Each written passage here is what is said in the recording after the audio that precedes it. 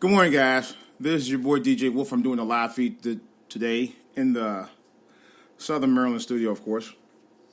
I had not really an epiphany, but I was just thinking about why music is important to me. I'll talk about it shortly, and how it all started for me way back when popular music and soul music and rock music was all in its infancy. When it really gained ground, and why it still, to this day, 50-something years later, still grabs me more than anything I've ever done in my life. This is DJ Wolf Live. Let's start the show.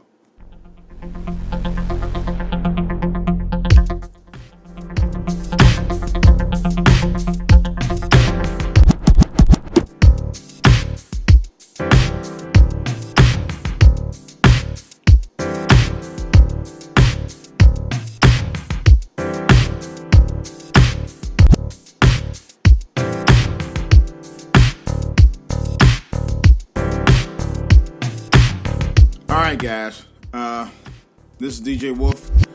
I had to go ahead and talk to you about this right quick because music has played a major part in my life for so long, for so many years. It's something that captured me from, oh my God, from as long as I can remember. I was born during the era where music and young people were really taking control, and how it incorporated music in many young people's lives during that era of the 1960s. And it made me appreciate it more and more when I heard it. It didn't matter who was doing it at the time, whether it was music of Motown, music of the British Invasion, music of American pop. It didn't even matter. It was all good to me. Trust me on that. And I learned to appreciate, even as a very young child, the different musical genres that was out there. What you're hearing right now is my DJ Wolf Live theme that I created. Well, it's actually an updated version of it. And that I produced myself last year. I used a couple of different tools. One of them was GarageBand. I started out as a GarageBand software that I used for that. And I used another tool, DJ Pro, I used to do the remix on it. But I'm getting ready to embark on some major stuff that I'm trying to do right now. And yeah, I didn't go to church today, so I had to take time off to do this because I know I gotta sing next week, so I ain't gonna have time to do it next week for sure.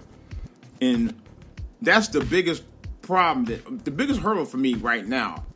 Let me stop the music for a second. The biggest hurdle for me right now, honestly, is I don't have time to do it. If I had time to do the kind of things I want to do musically, oh my God, I'd be in beast mode. I'd be in beast mode for real. But I just don't have the time to do it like I want to. I wish to God that I did. And I don't. That's the thing. Because music, like everything else, like a passion takes time. You know, think about it. Many people over the years, inventors, writers, songwriters, musicians, it takes a while to really learn your craft. And it takes a while to hone into your craft, especially if you're trying to put out the best. You know, and that's what I'm trying to do. You know, I'm sort of taking baby steps, but I'm gonna be honest with you guys. This for me is part of my what I call bucket list. You know, as you get older, there's a lot of things you want to do before you get too old, before it gets too late for you to do anything. And this is one of the things I've been wanting to do. I've been working on music for a while, and now I'm very close to doing what I really want to do in it. But the biggest thing for me is time. If I had the time to really get into it the way I want to, it'd be a different story. It'd be a different story. I probably would have had a couple of EPs out right by now. But I got some stuff out on SoundCloud under DJ Wolf AKM if you want to hear it. I got a bunch of stuff on there. And I got a couple of things on iTunes. I don't think you'll be able to get to the iTunes, but the SoundCloud you will be able to get to. I'm going to try pretty soon. I'll be setting something up on Spotify. I'm in the works of doing that, but I want to get some really good music on Spotify. I'm not going to just put out anything. Spotify is where I want to really embark on my brand on Spotify. But I'm excited about it. I was just looking at a couple of controllers that I hadn't used in a while. One of the controllers I have is the machine. It's the very first music controller that I ever bought. I heard another guy talking about music he did years ago too, and I just started doing it. I started doing it back in 2001 was Acid. Those of you know about Acid Pro. Acid Pro was one of the best softwares. It was created by Sony. Acid software was one of the best software tools I've ever used at the time. At the time, it was on Windows. I couldn't afford a Mac at the time. I didn't buy a Mac till years later. And matter of fact, I don't think GarageBand was out at the time. No, it wasn't. But at the time, Acid was the joint, man. I loved it. It was stuff on Acid I couldn't do anywhere else. And I just did it on the computer. So I've been producing for a while as far as music. I just hadn't been, I'm like one of what you call bedroom producers, like bedroom DJs. But I'm not just a bedroom DJ. I actually DJ at events. So I've DJed weddings and parties for the last several years. But the machine controller is the first music production controller I've ever owned. I still have it. Actually, I'll take that back. It was actually Beat Thing. Beat Thing was the first one. But Beat Thing was the first one that I owned that actually had preloaded instruments in it and preloaded beats and patterns. It was the very first one. It was matter of fact, I think about it, it was the very first machine or very first music production controller that I ever known to actually put that out there before anybody else. It was revolutionary. My only regret is I wish I hadn't sold because it was a pretty fun tool. I had a hard time configuring on the software portion on the computer because you really didn't even need to put it on a computer. The only reason why you would put it on a computer is so you could upload your beats that you created. I played with it. I had it for a little while, and then I went on here and sold it. I sold it for a fraction, a third of what I paid for it, and it was expensive too. And then they came out with the MPC Studios, which I bought a few years later. The first one was the Renaissance. The Renaissance was a monster, man. I got good money on it. Actually, I sold. I think I paid no money for it, and I paid. I sold it for a little less than what I paid for, but I recuperated most of it back, so that was no big deal. And then I bought the MPCs. I bought two of them. I bought a regular MPC Studio, and then I bought a Studio Black, which I still have. And I gave my other one to my nephew. He's a merchant artist. He's really good. And I got to try to call him to find out if he ever was able to configure it. He probably didn't, but anyway, I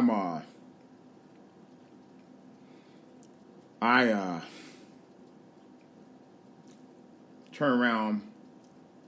What did I buy? What was the other controllers I bought? Oh, I bought the MPC Touch. I bought one and sold that, and then I bought another one and sold that one back to the people I bought it from.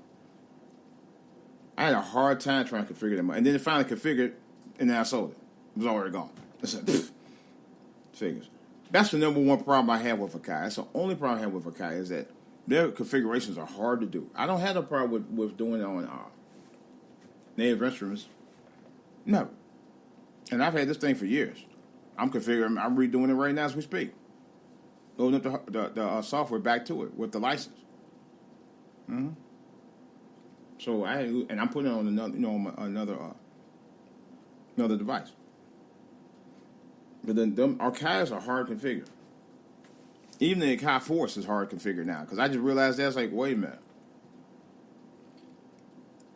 It took me a minute to configure that. I had to call them up. They told me they couldn't do anything. The next thing I know was configured. This was after I went to my account and tried to upload it. And just finally took. Go figure. It's like Fort Knox with those things. The good thing about it is with the Force is it's a standalone. But you can hook it up to your computer to do Ableton Live on it, which I'm really excited about because I already have I work with Ableton Push too. And I ain't gonna lie, the Ableton Push 2 remind me a lot of the Machina, but it's up easier. It's easier to do, and I found out that the Ableton Push is not as hard as with working with Ableton software. Ableton software actually is a lot easier than I thought it was. For years, I was very intimidated by Ableton. I'm not sure why, but then I realized how it was set up the way it was set up, and now it's so easy to do. It's not even funny. I've gotten a lot of production out of it. I've done at least maybe about 20 some songs on there. Many of them right now are uploaded to SoundCloud. It was this one I did, and I still don't know how I did it. It was a Western beat that I did. I don't know. It's like it had a Western feel to it. I still don't know how I did it. And I did the beat, and the beat was like,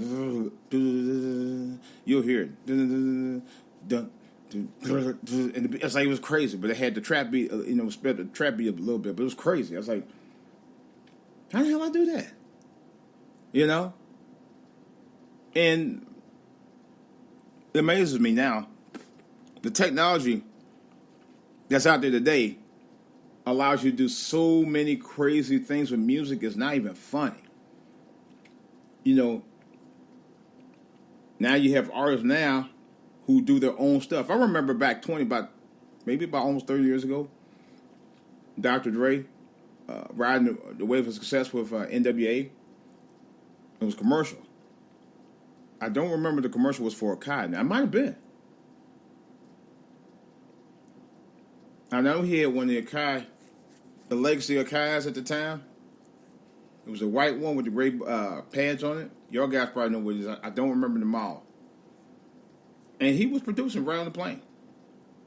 He has headphones on. This is Mr. Beats himself. You know what I'm talking about. What was that? Beats. What's that? What do they call that? Beat Studio. Mr. Beat Studio himself. And he has headphones on. Plugged into the Akai and was going to work on the plane, mind you.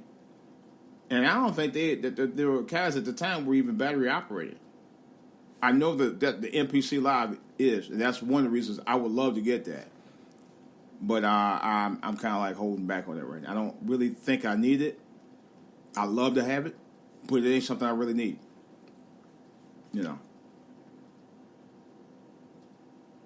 But anyway, how can I put it?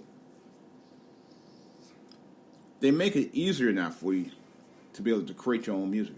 And that's one thing I like about the Force. The Force, you can plug it's almost like a audio controller. It's actually built in like an audio controller. It's a DJ controller. It's a music production controller, and it's a performer. You can do all of that on there. I mean, it's insane. You know, my biggest thing I said before is time. If I had the time, oh my God, it would be insane the things I could do on there now. And I'm being serious. It would be totally insane. You know? But that's why you got all these artists now doing their own thing. They don't need production. You know, the only reason why you probably would need to go into a studio is to remix your sound, beef it up a little bit, maybe add a couple of extra things you probably couldn't do when you were at home to polish it up. Otherwise, you can do your stuff at home. People they go everywhere and produce music now.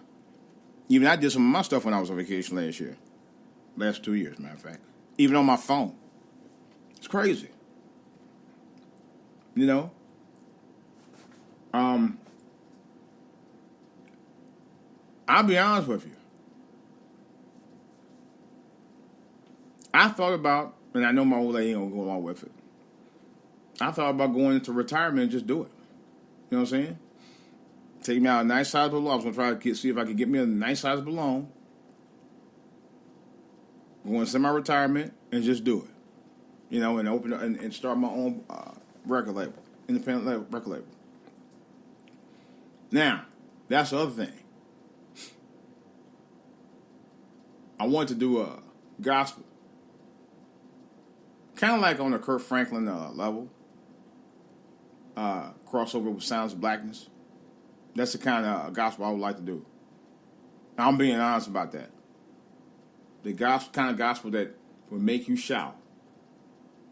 The kind of gospel would make you sing your lungs out. You know.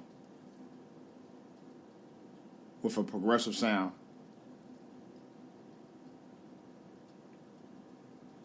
It's the kind that will motivate people. That's what music is important. See, and I'm going to say this.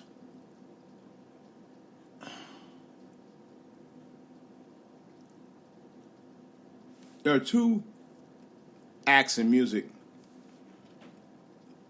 Well, put it like this. There were two brands of music that I always was proud of. And I always followed. And I always felt they were trendsetters of modern music. Really, three. One is Motown. Two is the Beatles. And three is James Brown. Now, let me break it down to you right quick. I'll start with Motown. Motown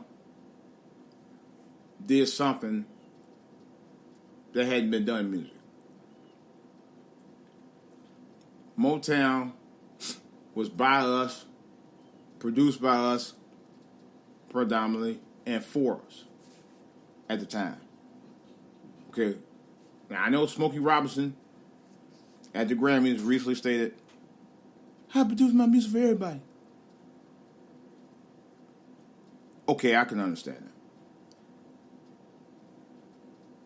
But it was a black-owned company. It was a black-run company. A black artist doing music that was considered what they called the sound of young America. And it was. Berry Gordy showed you how you could do it. Sam Cooke, the late great Sam Cooke, was on the verge of doing that same thing. I think he did start a label at one point, but before he really got to where he really needed to be, and he was very close to it, was murdered. Really a shame, man, because he was a very, very great talent, man. He was kind of like, for lack of a better response to who he reminded me of, I would say kind of like R. Kelly. He was a hit maker. He was a major hit maker. With R. Kelly, regardless of what you say, be banging out hits left and right. But I won't go into that right now. I'm not talking about R. Kelly. I just want to put that as an example as far as music, as far as the kind of, the way he produced so much music, and Sam Cooke was along that line. Let's put it like that. But Motown taught you about doing your own thing, not waiting on anybody else. They hand it for you. What James Brown used to say, don't get the wrong idea about me. Don't open the door, go get it myself. Open the door, I get it myself? Yeah. In other words, I don't need your help. And James Brown started, I think he had a record label. I know he owns several radio stations at one time. That was pretty well known.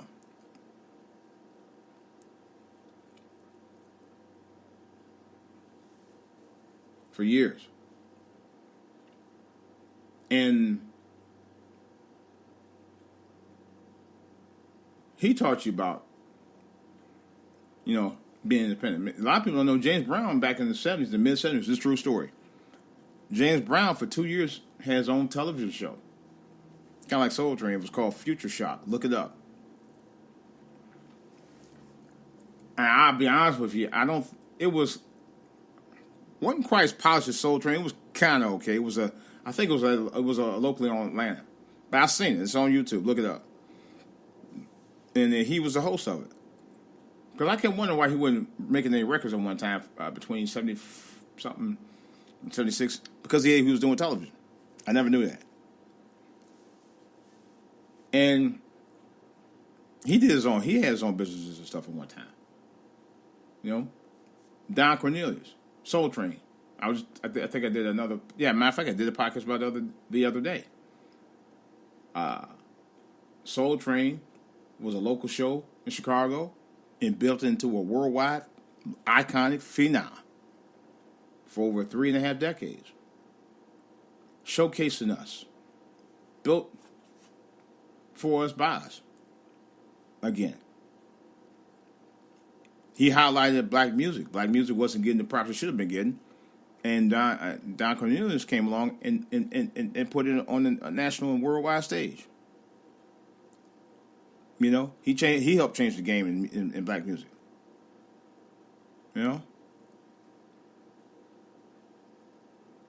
Some of y'all may not agree with me on this. But the Beatles are on some level kind of did too. But the Beatles, I give you credit for what credit's due.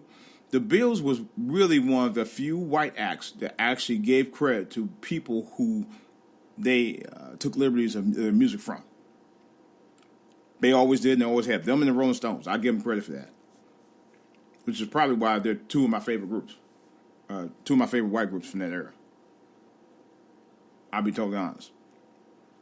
And they changed the game. Particularly the Beatles, because the Beatles went from doing just pop and just rock to just doing songs that made you think. They were very conscious of a lot of their music, even about their own communities over in England. And I think they were the ones that originally started that. I don't remember any, and I ain't trying to offend anybody, but I don't remember any black acts doing it at the time. Beatles was one of the first acts that I can remember doing that. They talked about their communities around Penny Lane and Strawberry, all that. They talked about their neighborhoods. Like rappers do today. They rep the neighborhoods. But that's what they did back in the 60s. Real talk. Don't believe me? Listen to some of their songs. Right? But they put consciousness in their music. A lot of their songs, especially in the later years. When the 60s revolution of civil rights and all that was amping up. Which is why I like the music. I like a lot of music. I think I might have told the story before. One weekend, about 10, 11 years ago,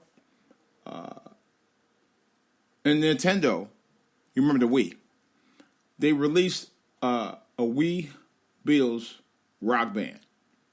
Rock band was a simulator guitar effect system. You had the little, plastic guitar or whatever, and you would hit the little bars to get the strum, and then strumming with the little plastic part on the part where you're supposed to be hitting the frets, the notes with your thumb. But anyway, I got it one day. I think my wife gave it to me for my birthday one year. And this is no joke. I started out playing around about 3:30, quarter 4. I was on that system so long, I didn't know it wasn't until almost 9 o'clock and I got off that mug. That's how much I love their music. I wish they did a Motown version of that, but that's another story. But that's how much their music affected, me as far as me wanting to do music in general. They did.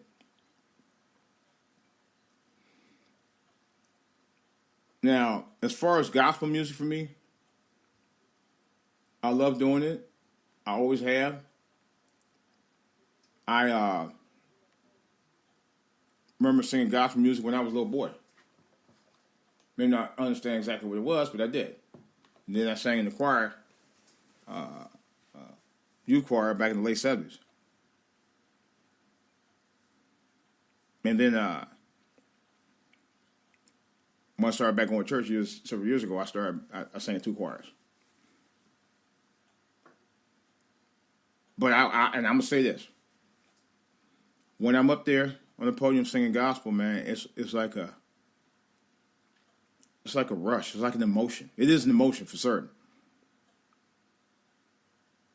But it's like you had to do it. You sing for the Lord. And you sing for those who can't sing. Those who can't be heard or wouldn't be heard. And for those who want to hear you,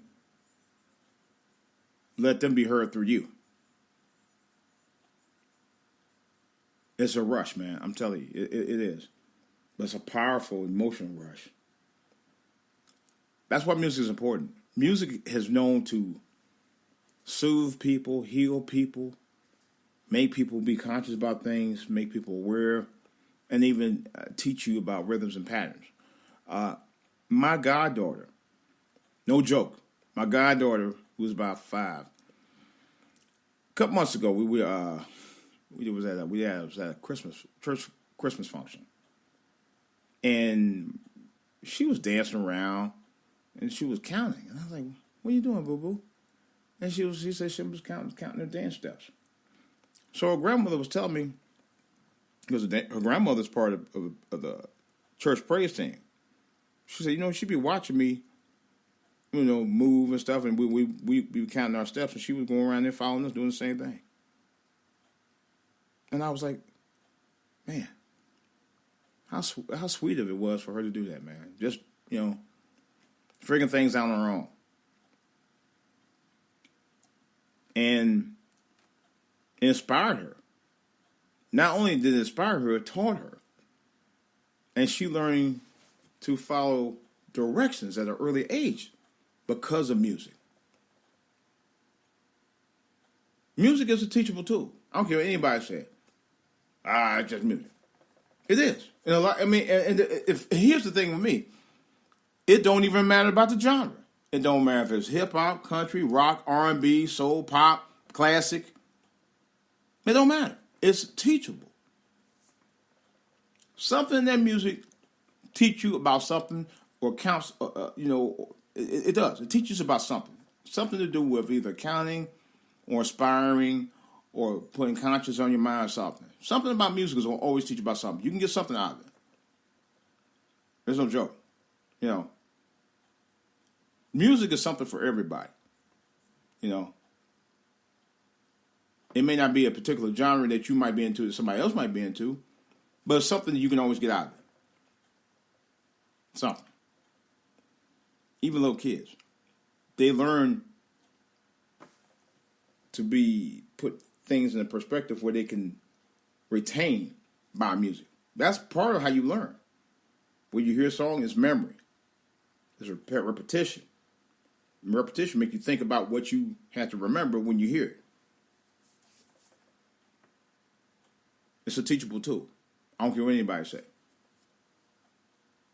It is. That's why I've always appreciated it. It inspires you. It stimulates you. It stimulates your mind. In a lot of cases, it stimulates your heart. Depends on the type of music you listen to. But it does stimulate you, nevertheless. That's what it's all about.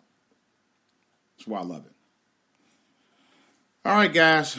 That's all I have. I just wanted to get that off my chest before I get started working on my stuff because I'm a little late right now. I want to try to start a little earlier, but at least I got time to do it. All right, guys. This is DJ Wolf. That's all I got. I will have more on the back burner. I might do another podcast a little later. Maybe not a live one, although there are a couple other things I want to talk about, but I'll probably do it a little later. Gotta get on my music. You guys go to church. All right. Y'all go to church now. And I'll be talking to you soon. This is DJ Wolf. Y'all take care. I'm out.